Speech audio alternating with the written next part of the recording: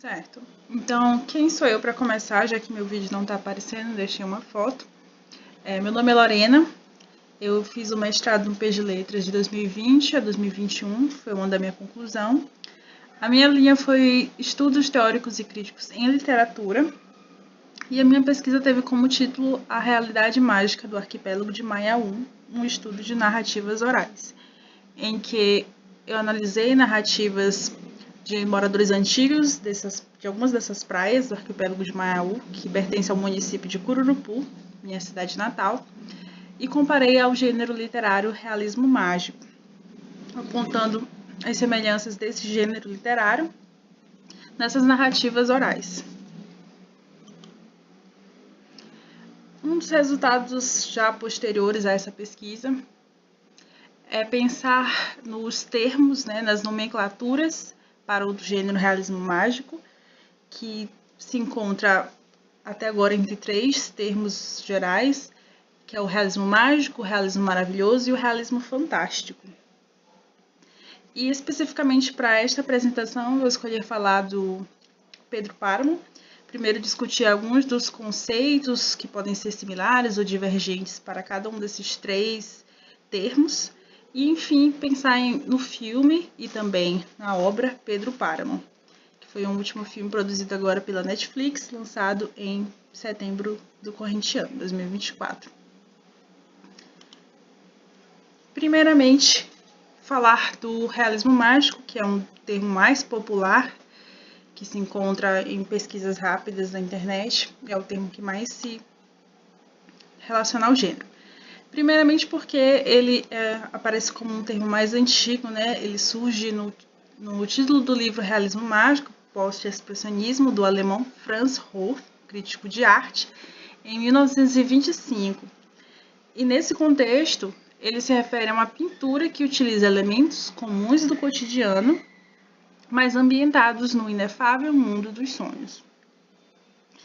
Já na literatura, a obra Metamorfose, de 1915, de Kafka, é frequentemente tida como originária desse gênero, uma vez que naturaliza o irreal. Ou seja, em suma, esse gênero trata, ou ele apresenta o sobrenatural, um tipo de sobrenatural que não aterra personagens ou leitores, sendo o termo majoritariamente empregado para referir-se de igual forma ao realismo maravilhoso, que vai mais discutido à frente. E a problemática desse termo é apontada por Champ, porque o termo mágico, a palavra mágico, ela é de fora do contexto literário, Pertence a um campo que não é o da literatura. Então, segundo essa autora, seria complicado por causa disso usar o termo realismo mágico para se referir a esse gênero. Então, em suma, essas pontuações aqui, elas apresentam isso em comum. Que mesmo falando da pintura ou então falando da literatura, o que é fora do normal, fora do natural, segundo as nossas leis deste mundo, quando é tratado na obra, não é o naturalizado, é diferente do maravilhoso, por exemplo, em que é um mundo completamente diferente deste, tem outras leis e um sobrenatural completamente dentro daquele universo como se fossem as próprias leis naturais, em que, por exemplo, existem fadas, é um fato natural tanto quanto as regras da física, ou então existir de criaturas mitológicas, mágicas, seriam tão normais quanto os animais que nós conhecemos deste mundo natural. Isso é diferente, porque no realismo mágico é o comum, é o cotidiano, este mundo, mas que tem coisas que são fora dele.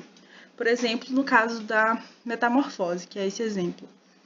Porque aqui a questão do irreal é um homem que acorda um dia transformado em inseto. Isso não é algo presente na nossa natureza, mas também não é algo que está ambientado em um mundo fora do nosso. Parte de uma realidade normal, do dia a dia, a pessoa acordar, e nesse caso, o que é o sobrenatural, ou fora da nossa realidade, o irreal, seria ele acordar mais como um inseto. E aí é que vem a grande questão do realismo mágico. é que esse irreal, esse sobrenatural, ele não é tratado com medo. Ele é naturalizado. Que também é chamado de neofantástico, porque o fantástico, aquele dado por Todorov, ele é basicamente um momento em que há hesitação frente ao sobrenatural, tanto dos personagens quanto dos leitores. A gente não acredita naquilo que está acontecendo, ou fica em suspense até o fim da obra, ou então é algum momento revelado, mas há uma certa descrença naquilo que está acontecendo. Apesar de ter várias informações que podem nos levar a acreditar naquele sobrenatural, naquele real, há essa certa desconfiança. E aqui, por mais que os personagens ou o leitor, há um primeiro momento, há um primeiro contato com esse sobrenatural, com esse insólito, apesar daquela, talvez, né, isso não é uma regra em todas as obras, ter aquele primeiro estranhamento, depois ele passa por esse processo de naturalização. Os personagens, as pessoas, os leitores começam a aceitar e naturalizar, de certa forma, e ter que agir, ter que lidar com aquele evento insólito ali na obra. Já o realismo maravilhoso, ele parte muito de uma questão cultural. A gente pensa aqui que há uma inquietação em diversos críticos e escritores de países latino-americanos quanto à busca pela independência política e cultural. Como falei no slide anterior, o próprio termo realismo mágico vem de um alemão, ou seja, vem da Europa. E aqui há uma busca por essa independência. Então, os objetivos consistiam em definir o que qualificava a literatura latino-americana de acordo com a multiplicidade de tópicos expostos nas diferentes realidades locais, porque nós sabemos que a América Latina consiste em diversos países com diversas variações, inclusive linguísticas, né? Se tem o espanhol, mas quem estuda espanhol sabe que há muitas variações.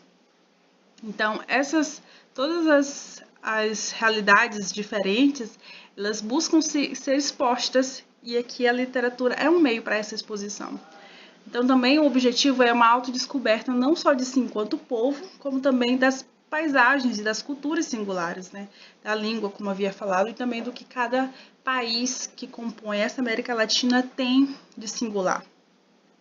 Assim, o anseio é de afirmar uma literatura própria e divergir de meras repetições das tradições europeias. Então, se o realismo mágico chega através de um alemão, então aqui é o momento de parar e pensar, não, precisamos de uma literatura que desde seu termo, suas terminologias, seja distanciada da Europa. E aí a Champ é uma dessas críticas que abraça o termo, porque o termo maravilhoso ele já é consagrado pelos estudos críticos literários, diferente do termo mágico, que não está no ambiente da literatura. Já o realismo fantástico é um termo que é muito utilizado para se referir à literatura no Brasil que trata do insólito. O Rodrigues ele aponta algumas obras como O Coronel e o Lobisomem, de José Cândido de Carvalho, e Grande Sertão Veredas, de Guimarães Rosa.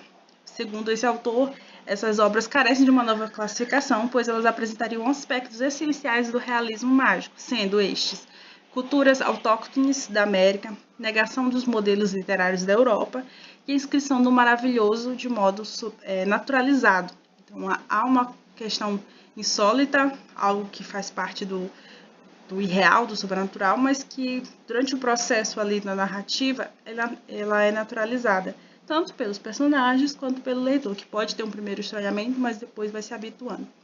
E assim fazemos um comentário de que o próprio termo fantástico também já é consagrado na literatura, né? Então ele faz sentido ser chamado de realismo fantástico também. Em Pedro Páramo, temos alguns pontos que são interessantes de ser observados sob o pensamento do realismo fantástico, realismo maravilhoso, realismo mágico.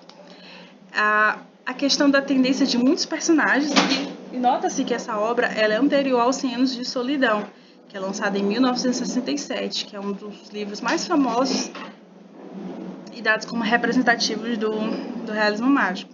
Então aqui a gente tem uma tendência de muitos personagens que dá uma ideia de comunidade, né, algo próprio do local onde é produzido.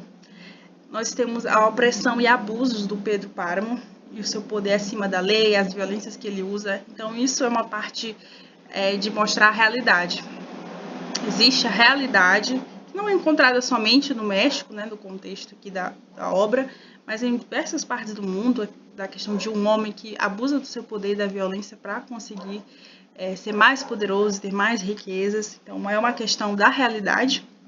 A religiosidade também é muito presente na obra, a crença, o pecado, o que as pessoas que estão ali naquela comunidade de Comala, ali na obra, que todas pecaram e destituídas foram da graça. Então elas estão ali, mesmo morrendo, elas continuam naquele local, suas almas continuam vagando nessa ideia de purgatório, ali pagando pelos seus pecados.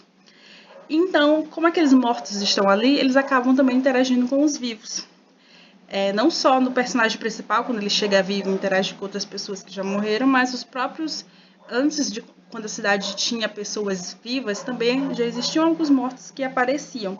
Então, aquele lugar, existe essa questão insólita e sobrenatural. É um lugar onde mortos e vivos podem interagir. É um lugar comum a ambos. O passado e presente, sonho e vigília e a loucura também são questões que envolvem muito essa obra. Ela tem uma estrutura que mistura passado e presente, e é difícil até de acompanhar, pelo menos pela questão no texto. É um pouco mais difícil porque, ao contrário de filmes em que você pode ver os atores, ver se eles estão mais novos, ver se eles estão mais velhos, né?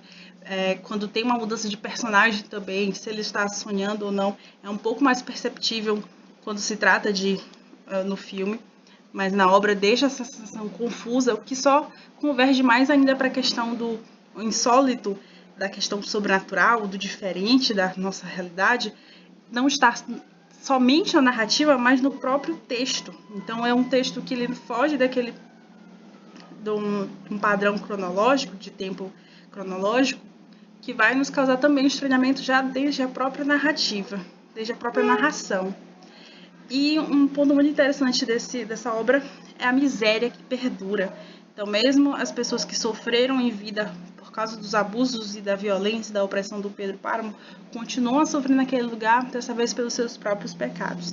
Então, a miséria perpassa desde a vida até a morte, que são temas muito trabalhados ali. Então, aqui tem uma questão muito próxima com o cultural. É um texto, uma obra contextualizada no México, que é um país que tem muita questão do Dia dos Mortos, inclusive. É uma festa, uma celebração, tem uma relação ali tem essa relação muito próxima. Então é uma cultura que está ali exposta nessa obra. A questão dos mortos e da morte perpassa todo o Pedro Páramo, toda essa obra. Então acaba sendo muito singular e representativa do país da onde ela é feita. E aqui estão as referências com a cena final do filme, em que Pedro Páramo é descrito que se desmancha em rochas, né? E a obra faz questão de demonstrar isso. Então, a todo momento a gente tem questões muito diferentes da nossa realidade, mas que partem dessa questão do natural, né? O Pedro Páramo é um personagem muito comum de ser encontrado na vida real, mas que sua morte e o que acontece durante a sua narrativa tem esse teor mágico e maravilhoso. Então, essa tem sido a minha pesquisa. Essa foi a última dos resultados durante essa pesquisa que eu tenho feito